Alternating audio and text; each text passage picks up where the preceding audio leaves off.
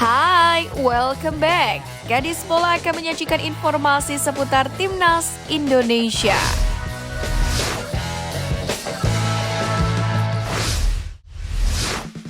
Diwartakan oleh Sport Joseon Media Korea, Sintayong menunjuk pelatih khusus untuk membenahi penyelesaian akhir para pemain Timnas Indonesia. Pelatih yang dimaksud adalah Yeom Ki-hoon. Yeom Ki-hoon adalah mantan pemain Suwon Blue Wings yang juga dikenal sebagai Raja Asis K-League.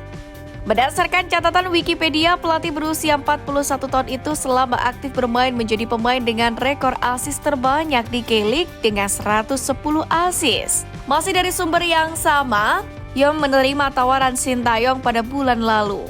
Ia sebelumnya berstatus sebagai manajer player Suwon Samsung, yang kemudian memutuskan pensiun sebagai pemain pada awal tahun ini. Perekrutan asisten pelatih untuk lini depan ini dilakukan PSSI menyambut perjuangan Timnas Indonesia di putaran ketiga kualifikasi Piala Dunia 2026 mulai dari September mendatang. Ketum PSSI Erick Thohir mengatakan perekrutan ini bertujuan untuk memperkuat tim.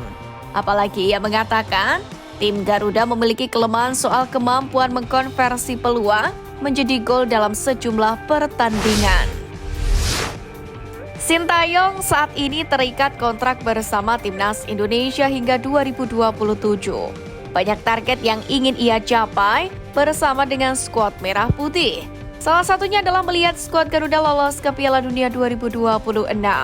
Menariknya untuk menerima pinangan Timnas Indonesia, sebanyak 2 klub top Asia pun ditolak oleh Sintayong. Pertama, ada Ulsan Hyundai.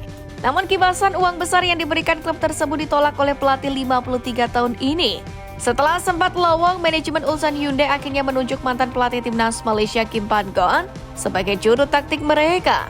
Padahal secara profil, Sintayong masih lebih oke ketimbang Kim Pan-gon. Sementara itu, sebelum resmi menjabat sebagai pelatih Timnas Indonesia, Sintayong juga mendapatkan tawaran dari klub Liga Super Cina Shenzhen FC. Bahkan, mereka menjanjikan gaji 3 kali lipat dari apa yang diterima Sintayong di Timnas Indonesia. Shenzhen FC menjanjikan Sintayong gaji 3 juta US dollar atau setara dengan 52,9 miliar rupiah. Namun ST menolak tawaran itu karena hanya ditawari kontrak selama 1 tahun.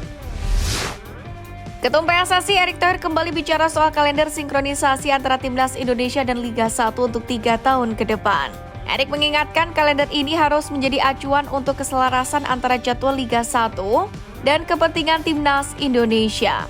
Mantan Presiden Inter Milan ini juga merinci beberapa turnamen yang menjadi prioritas skuad Garuda.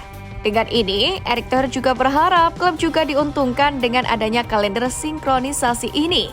Sebab menurutnya para pemain muda yang minim menit bermain bisa mendapatkan jam terbang lebih ketika membela Timnas Indonesia. Dengan PSSI melakukan sinergi dengan PT Liga Indonesia Baru untuk penyusunan jadwal kompetisi domestik musim depan, Ketum PSSI Erick Thohir pun menegaskan drama pemanggilan pemain dari klub ke Timnas Indonesia tidak akan terjadi lagi. Apalagi penyesuaian dilakukan tak hanya semusim saja, melainkan kedua belah pihak langsung menyelesaikan jadwal untuk 3 tahun ke depan sampai dengan 2027.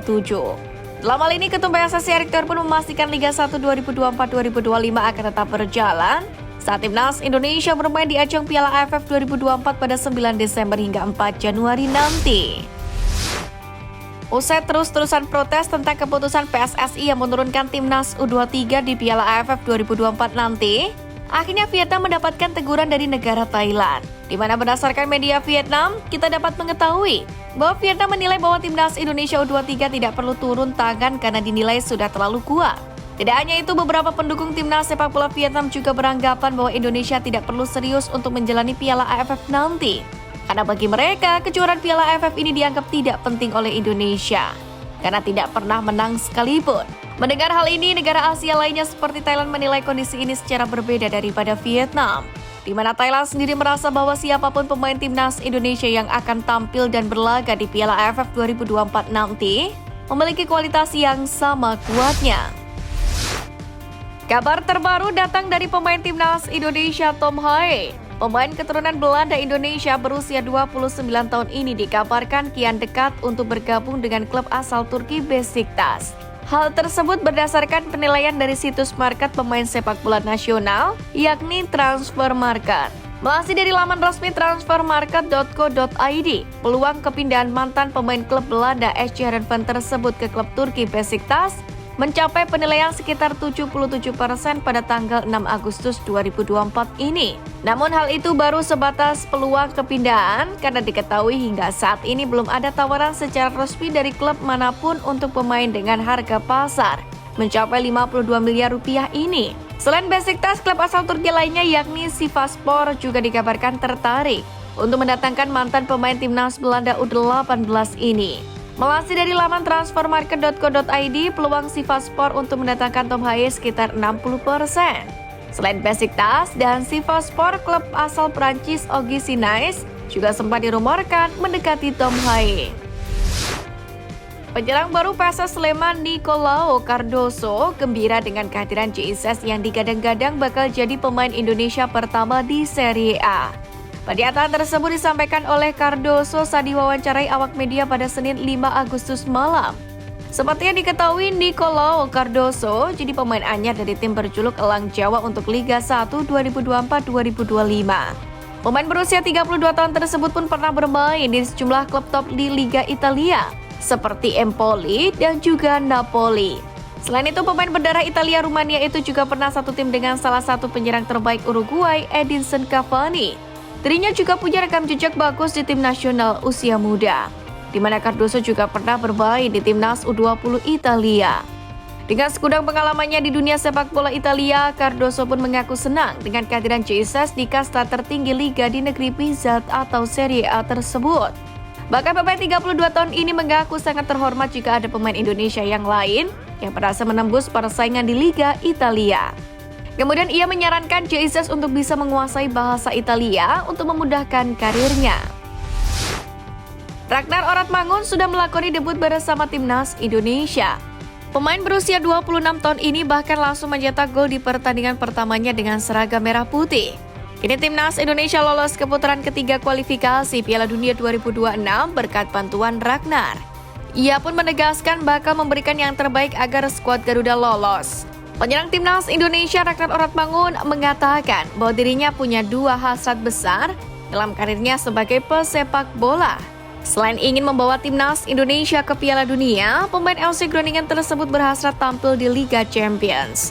Untuk merealisasikan mimpi tersebut, Ragnar Oratmangun harus berjuang keras karena di putaran ketiga kualifikasi Piala Dunia 2026, timnas Indonesia harus berjumpa dengan Jepang, Australia, Arab Saudi, Bahrain, dan Cina.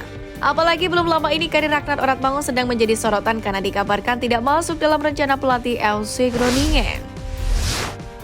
Baru-baru ini pelatih timnas U20 yakni Indra Syafri memuji salah satu anak asuhnya yakni Jens Raven. Melansir dari laman berita-suara.com pada 5 Agustus, pelatih berusia 61 tahun ini menyebut salah satu pemain keturunan yang berada dalam skuad U19 dan U20 sebagai salah satu pemain yang sangat potensial dan sangat cepat beradaptasi dalam tim.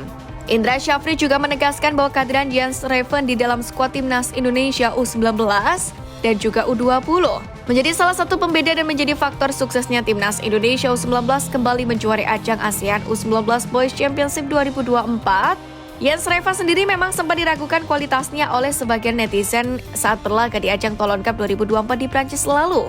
Dirinya seakan-akan tak terlalu berfungsi sebagai seorang penyerang dan dianggap sebagai pemain mentah yang terlalu terburu-buru untuk dinaturalisasi. Namun anggapan sebagian besar netizen tersebut berubah 180 derajat di ajang AFF Cup U19 2024 kemarin.